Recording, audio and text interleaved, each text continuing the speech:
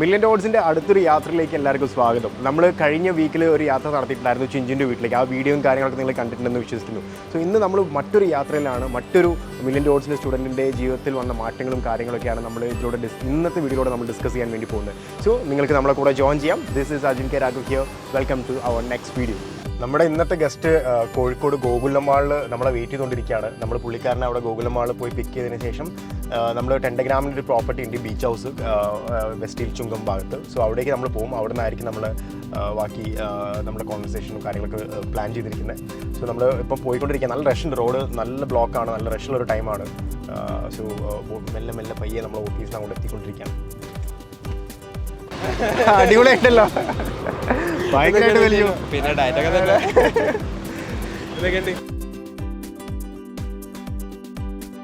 അടിപൊളിയായിരിക്കും. നമുക്കൊന്ന് വിട്ടാലോ? ഇതിൻ്റെ വണ്ടി എടുക്കാം. നമുക്ക് രണ്ടുപേരും കൂടെ നമ്മുടെ വണ്ടിയിൽ പോകാം. ഓക്കെ. ഷോപ്പിംഗ് ഒന്നുമില്ല, ഞാൻ എൻ്റെ വണ്ടി ആയാലും ചെളി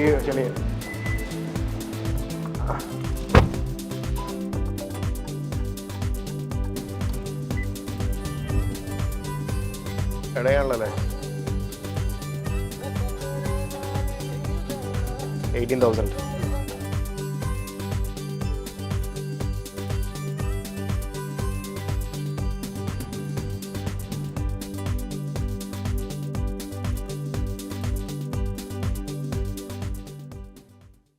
സോ ഇന്ന് നമ്മളെ കൂടെ ഉള്ളത് നവഗീതാണ്. നവഗീതിനെ മേ ബി കുറച്ച് പേർക്കൊക്കെ അറിയാൻ മതിയാവും അല്ലേ, കാരണം നമ്മൾ പ്രീവിയസ് വീഡിയോസിലും കാര്യങ്ങളൊക്കെ ഉണ്ട്.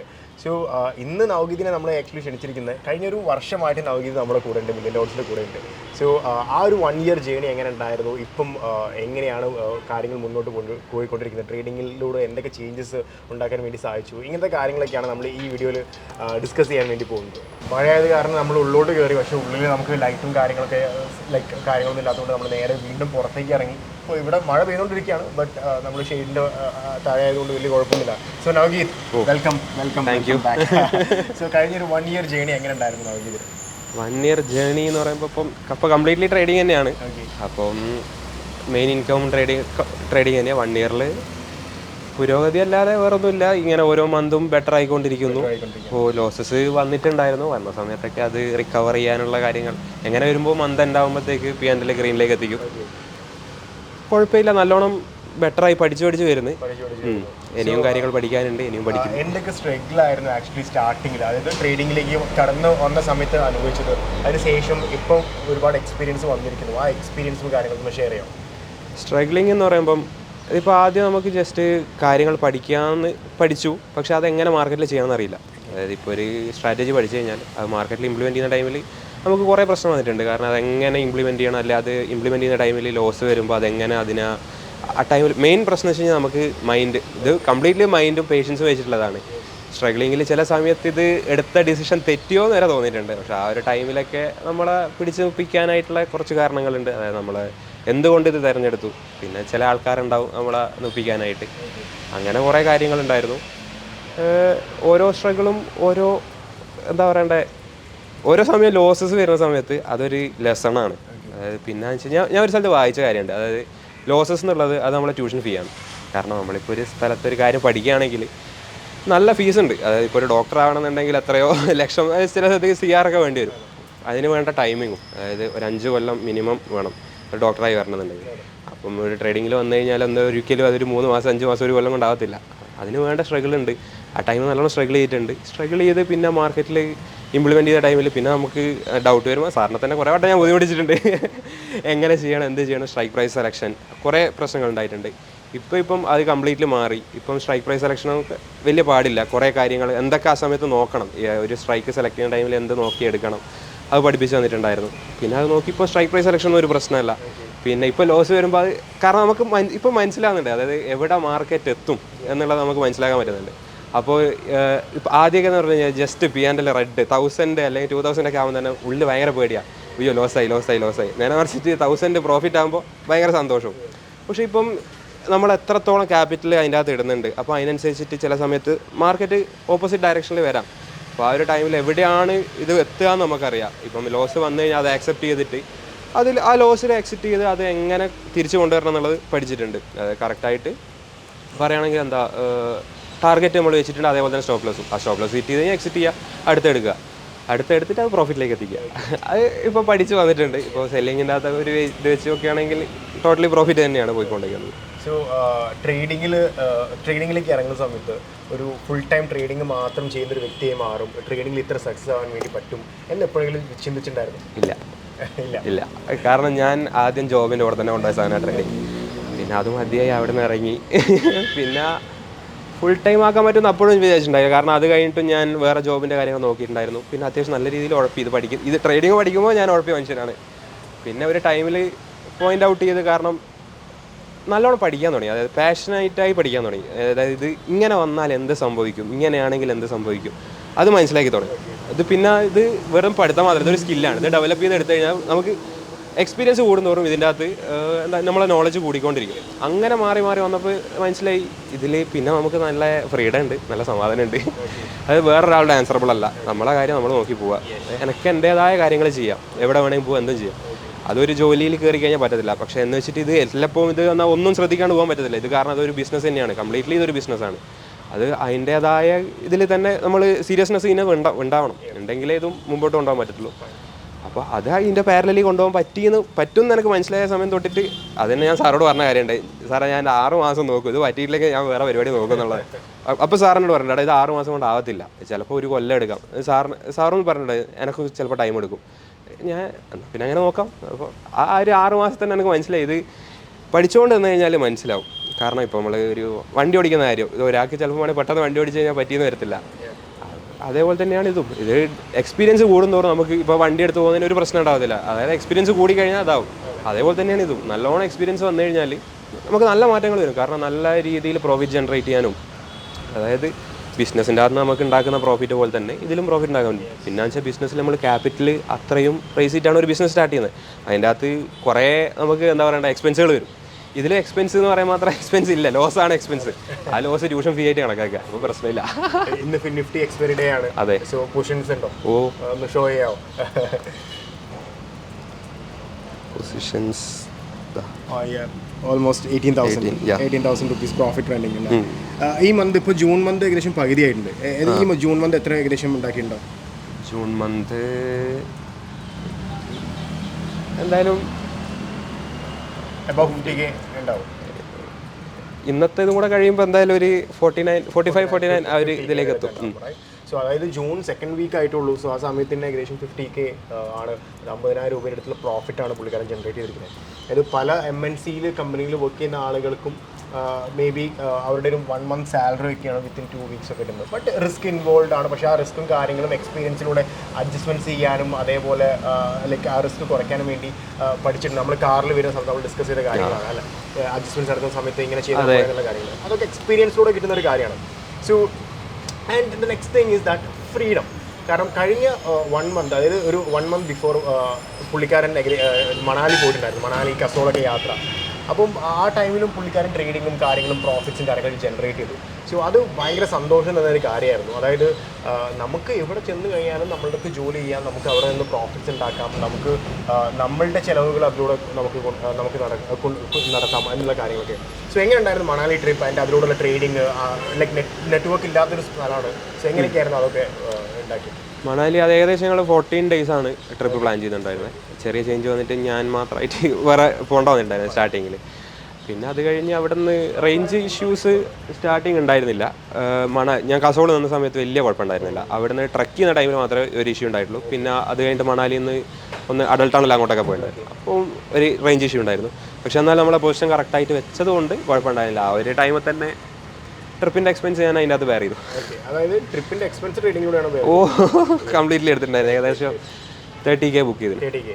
Great, nice. അപ്പം അതിൻ്റെ മുന്നേ ട്രേഡ്, അതായത് മണാലിക്ക് പോകുന്നതിൻ്റെ മുന്നേ പ്ലാൻ ചെയ്തിട്ടായിരുന്നു ഇന്ന സ്ഥലത്ത് നിന്ന് ഇത്ര പൊസിഷൻസ്? ഇല്ല, ഞാൻ ട്രേഡ് ചെയ്യത്തില്ല എന്നാണ് വിചാരിച്ചത്. ട്രേഡ് ചെയ്തില്ല, പക്ഷേ ചെയ്തു. ഇത് ട്രേഡിങ്ങിൽ ഇറങ്ങി കഴിഞ്ഞാൽ ദർ ഈസ് നോ കംബാക്ക്. കാരണം നമുക്ക് നെറ്റ്വർക്കും കിട്ടി, നമ്മൾ ഫ്രീ ടൈം ഇതിനായിട്ട് വെച്ചിട്ടുണ്ടെങ്കിൽ നമ്മൾ എന്തായാലും എടുക്കും. കാരണം ചാർട്ട് നോക്കി പൊസിഷൻ എടുത്തു പോകും. പിന്നെ എക്സ്പയറി വരുന്ന ടൈമിൽ തന്നെ എന്തായാലും പൊസിഷൻ എടുക്കും. അങ്ങനെ എടുത്തത്. ഞാൻ എടുക്കില്ല എന്ന് വിചാരിച്ച് പോയ മനുഷ്യനാണ്. കാരണം ഞാൻ പറഞ്ഞിട്ടുണ്ടായിരുന്നു ആ ഒരു ടൈം, പിന്നെ റേഞ്ച് കാര്യങ്ങൾ അതിൽ ഫുൾ ഫ്രീ ആയിട്ട് തന്നെ നടക്കാം, ഫോൺ ഒന്നും നോക്കണ്ട എന്നുള്ള മൈൻഡിൽ പോയതാണ്. പക്ഷെ അവിടെ എത്തുമ്പോൾ റേഞ്ച് കാര്യമുണ്ട്, കുഴപ്പമില്ല. പൊസിഷൻ ഓക്കെയാണ്, എന്നാൽ പിന്നെ പൊസിഷൻ എടുക്കാൻ വെറുതെ ഒഴിവാക്കുന്ന അങ്ങനെ എടുത്തു. സോ ട്രേഡിംഗ് പഠിച്ചു കഴിഞ്ഞാൽ എത്രത്തോളം ഈസി ആയിരിക്കും ആളുകൾക്ക് ഇത് മുന്നോട്ട് കൊണ്ടുപോകാൻ? ഫോർ എക്സാമ്പിൾ, നിങ്ങൾ ട്രാവൽ ചെയ്യുന്ന സമയത്ത് ട്രേഡ് ചെയ്യാൻ വേണ്ടി പറ്റിയ, പ്രോഫിറ്റ് ജനറേറ്റ് ചെയ്യാൻ വേണ്ടി പറ്റി ഒരു വർക്ക് ചെയ്യുന്ന ആളുകൾക്ക് എത്രത്തോളം ഈസി ആയിരിക്കും? ഇല്ലെങ്കിൽ വേറെ എന്തെങ്കിലും കാര്യത്തിൽ എൻഗേജ്ഡ് ആയിട്ടിരിക്കുന്ന ആളുകൾക്ക് എത്രത്തോളം ഈസി ആയിരിക്കും ട്രേഡിംഗ് പഠിച്ചു കഴിഞ്ഞാൽ ഇത് മുന്നോട്ട് കൊണ്ടുപോകാൻ? ഓക്കെ, ഇതിപ്പം കുറേ ആൾക്കാർ ട്രേഡിങ്ങിൽ ഇറങ്ങണമെന്ന് വിചാരിച്ചാൽ ഇറങ്ങും, പക്ഷേ അവർ പഠിക്കത്തില്ല. പഠിക്കാതെ ജസ്റ്റ് യൂട്യൂബ് വീഡിയോസും കണ്ടിട്ട് ട്രേഡിൽ ഇറങ്ങും. നല്ലോണം ലോസ് വരും, അവർ നിർത്തിപ്പോകും. നേരെ മറിച്ച് ഇത് പഠിച്ചിറങ്ങി കഴിഞ്ഞാൽ നമുക്ക് ഇത് പഠിക്കുമ്പോൾ നമുക്ക് മനസ്സിലാവും നമ്മൾ ഏത് രീതിയിലുള്ള ട്രേഡ് എടുക്കണം എന്നുള്ള.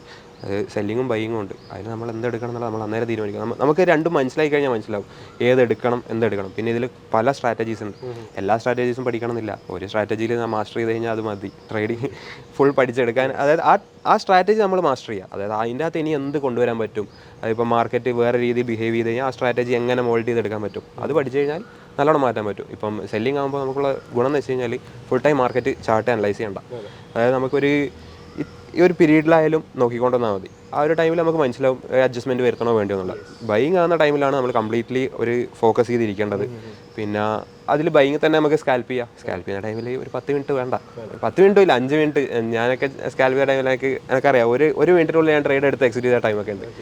ആ ഒരു ഇത് ചെയ്യുമ്പോൾ അത്ര ടൈം മതി. ഇപ്പം വർക്ക് ചെയ്യുന്നതാണെങ്കിൽ അതിൻ്റെ ഇടയിൽ ഇപ്പോൾ ട്രേഡ് ചെയ്യണം അത്രയും ഉള്ളിൽ പാഷനേറ്റ് ആയിട്ടിരിക്കുന്ന ഒരാളാണെങ്കിൽ ആ ഒരു 10 മിനിറ്റ് മാറ്റാൻ പറ്റുകയാണെങ്കിൽ വർക്ക് ചെയ്യുന്ന ടൈമിൽ ചെയ്യാൻ പറ്റും. അതർ ദാൻ ആയിട്ട് നമ്മൾ എന്തെങ്കിലും വർക്ക് അല്ലെങ്കിൽ എന്താ ഫംഗ്ഷൻ അങ്ങനത്തെ അറ്റൻഡ് ചെയ്യുന്ന ടൈമിലാണെന്നുണ്ടെങ്കിൽ, ഇപ്പോൾ സെല്ലിംഗ് ആണെന്നുണ്ടെങ്കിൽ അത് ചെയ്യാൻ പറ്റും. അത് കംപ്ലീറ്റ്ലി പഠിക്കണം എന്താണ് എന്നുള്ളത്. സെല്ലിംഗ് നമ്മൾ ചെയ്യണോ ബൈയിങ് നമ്മൾ ചെയ്യണോ എന്നുള്ളത് നമ്മൾ പഠിക്കണം. നമുക്ക് മനസ്സിലാവും നമ്മൾ ഏതാണ് ഓപ്റ്റ് ചെയ്യേണ്ടതെന്നുള്ളത്. അത് മനസ്സിലാക്കി കഴിഞ്ഞ് കഴിഞ്ഞാൽ ഒരു കുഴപ്പമില്ല. ഗ്രേറ്റ്. സോ നമ്മൾ അധികം ടൈം വേസ്റ്റ് ചെയ്യേണ്ട, ഭക്ഷണം കഴിക്കുന്ന സമയം വെച്ചു. സോ എൻ്റെ ചോദ്യം എന്ന് പറയുന്നത്, എത്രത്തോളം കോൺഫിഡൻ്റ് ആണ് ഇപ്പം ട്രേഡിങ്ങിലൂടെ എനിക്ക് എൻ്റെ കരിയർ മുന്നോട്ട് കൊണ്ടുപോകാൻ വേണ്ടി പറ്റും? ഒരു ഫുൾ ടൈം ട്രേഡറായിട്ട് തന്നെ മുന്നോട്ട് പോകാനാണോ ഇനി പ്ലാൻ? അല്ലെങ്കിൽ അതേപോലെ തന്നെ എങ്ങനെയാണ് ഇനി ഇത് ഇൻക്രീസ് ചെയ്യാൻ? അതായത് ക്യാപിറ്റൽ ഇൻക്രീസ് ചെയ്യണം, നമുക്കിതൊരു ബിസിനസ്സാണ് ഇത്, അപ്പോൾ അതിനനുസരിച്ച് കൊണ്ടുപോകണം. അതിൻ്റെ ഒരു പ്ലാനും കാര്യങ്ങളൊക്കെ പറയാം. ഓക്കെ, ഇതെന്തായാലും ഞാനിത് എൻ്റെ മെയിൻ ഇൻകം ട്രേഡിങ് തന്നെയാണ്, അത് മാറ്റാൻ പോകില്ല. ഇനി പ്രൈമറി ഇൻകം ആയിട്ട് വല്ല ബിസിനസ് സ്റ്റാർട്ട് ചെയ്താലേ ഉള്ളൂ. കാരണം ഇതിൽ എനിക്ക് കോൺഫിഡൻ്റ് ആണോ എന്ന് വെച്ച് കഴിഞ്ഞാൽ എനിക്ക് ആദ്യം കോൺഫിഡൻസ് ഉണ്ടായിരുന്നില്ല. അതായത് സ്റ്റാർട്ട് ചെയ്ത ടൈമിലായാലും കുറച്ച് ഇങ്ങോട്ടേക്ക് വന്ന ടൈമിൽ ഒരു ഡിസംബർ ടൈമിലൊക്കെ ഞാൻ സ്ട്രഗിൾ ചെയ്തിട്ടുണ്ടായിരുന്നു. കാരണം ലോസസ് വന്നിട്ടുണ്ടായിരുന്നു. എന്ത് ചെയ്യണം, അല്ലെങ്കിൽ നല്ലോണം സ്ട്രഗിൾ ചെയ്തിട്ടുണ്ട്. ഞാൻ എടുത്ത ഡിസിഷൻ തെറ്റിയോ എന്ന് വരെ ഞാൻ മനസ്സിലാലോചിച്ചിട്ടുണ്ട്. ഞാൻ എൻ്റെ അടുത്ത ആൾക്കാരോട് ഞാൻ പറഞ്ഞിട്ടുണ്ട് ഞാൻ എന്താണ്. പക്ഷേ ആ ഒരു ടൈമിൽ അതായത് എന്തുകൊണ്ട് ഞാനിത് ചൂസ് ചെയ്തു, അതാണ് റീസൺ ഞാനിവിടെ നിൽക്കാനുള്ള ഇപ്പോൾ ഉള്ള കാരണം. അതായത് ഇപ്പോൾ എന്താ കോൺഫിഡൻ്റ് ആണോ എന്ന് വെച്ച് കഴിഞ്ഞാൽ നല്ല കോൺഫിഡൻ്റ് ആണ്. കാരണം അത്രയും ഇതിൽ എനിക്ക് എൻ്റെ പ്രോഫിറ്റ് ജനറേറ്റ് ചെയ്യാൻ പറ്റുന്നുണ്ട്. ആ പ്രോഫിറ്റ്സ് വെച്ചിട്ട് ഞാൻ കോമ്പൗണ്ട് ചെയ്യുന്നുണ്ട്. എൻ്റെ ക്യാപിറ്റൽ അവിടെ ഇല്ലാണ്ടാവുന്നില്ല, ക്യാപിറ്റൽ കൂടുന്നേ ഉള്ളൂ. ക്യാപിറ്റൽ കൂടുന്തോറും ഇപ്പോൾ ഇന്നത്തെ ട്രേഡിൻ്റെ അകത്ത് എനിക്കിപ്പോൾ ഒരു ഇത്ര പ്രോഫിറ്റ് കയറി കഴിഞ്ഞാൽ നാളത്തെ ട്രേഡ് എടുക്കുമ്പോൾ ആ പ്രോഫിറ്റും കൂടെ കൂട്ടിയിട്ടാണ് ഞാൻ എടുക്കുന്നത്. അപ്പോൾ കോമ്പൗണ്ട് ആയിക്കൊണ്ടിരിക്കുകയാണ്. അപ്പോൾ അത് വെച്ച് നോക്കുമ്പോൾ എനിക്ക് എന്തായാലും കുഴപ്പമുണ്ടാകാൻ പോകുന്നില്ല. എന്തായാലും ഫ്യൂച്ചറിൽ ഇത് കയറി പോകത്തേ ഉള്ളൂ, ഒരു പ്രശ്നം ഉണ്ടാവില്ല. ഗ്രേറ്റ്. അപ്പം എന്താണ് ഫാമിലിയൊക്കെ ഇപ്പോഴും ഒരു സപ്പോർട്ടാണോ? അവർ പൈസ തരാൻ വേണ്ടിയിട്ട് ആളുകളൊക്കെ നിൽക്കുന്നത്, ക്യൂ നിൽക്കുന്നുണ്ടോ? ഇപ്പം കംപ്ലീറ്റ്ലി മാറി. കാരണം സ്റ്റാർട്ട് ചെയ്ത ടൈമിലൊക്കെ വീട്ടിൽ ഒരു അമ്മയൊക്കെ ചോദിച്ചിട്ടുണ്ടായിരുന്നു, അത് വേണോ? ഒരു ജോലി എന്ന് പറയുമ്പോൾ വേറെയാണ് കാര്യം. എൻ്റെ ഡിഫറൻ്റ് ആണ്. കാരണം മന്ത് എൻ്റെ എങ്ങനെയായാലും സാലറി വരും പണി എടുത്തിട്ടുണ്ടെങ്കിൽ. ഇതാകുമ്പം സ്വന്തം ബിസിനസ്സാണ്, അത് മെയിൻറ്റെയിൻ ചെയ്ത് കൊണ്ടുപോവുക. ഇപ്പം നല്ല സപ്പോർട്ടാണ് വീട്ടിലൊക്കെ, അച്ഛനും അമ്മയൊക്കെ നല്ല സപ്പോർട്ടാണ് വീട്ടിലെല്ലാവരും ഉണ്ട്. ബാക്കിയുള്ള കുറേ ആൾക്കാർ അതായത് ചില ആൾക്കാർക്ക് ഇതുവരെ അറിയത്തില്ല ഞാനിങ്ങനെ ചെയ്യുന്നതെന്നുള്ളത്. അതിനി പറഞ്ഞ് ഇതായിക്കൊണ്ട് വരുന്നുണ്ട്. പിന്നെ ചില ആൾക്കാർ ഇപ്പോൾ സാറിപ്പോൾ ചോദിക്കുന്നുണ്ട് ഫണ്ട് തരാം ട്രേഡ് ചെയ്യുമെന്നുള്ളത്. അത് ഇപ്പോഴും എനിക്ക് അക്സെപ്റ്റ് ചെയ്യാൻ പറ്റില്ല. കാരണം അത് റിസ്ക്കാണ്. ഞാൻ ആ ആളോട് ആൻസറബിളാണ്. ഞാൻ ഒരാളുടെ നിന്ന് ഫണ്ട് വാങ്ങിയിട്ടുണ്ടെങ്കിൽ എങ്ങനെയായാലും അവർ കുറേ ആൾക്കാർ പറയും ആ ലോസ് വന്നാൽ എനിക്ക് പ്രശ്നമില്ല, ഒരു ഇഷ്യൂ ഇല്ല, അത് പോട്ടെ എന്ന് പറയും. എത്രയായാലും അത് ആളുണ്ടാക്കിയ പൈസയാണ്, അത് ഞാൻ കൊണ്ട് കളഞ്ഞു കഴിഞ്ഞാൽ അത് പ്രശ്നമാണ്.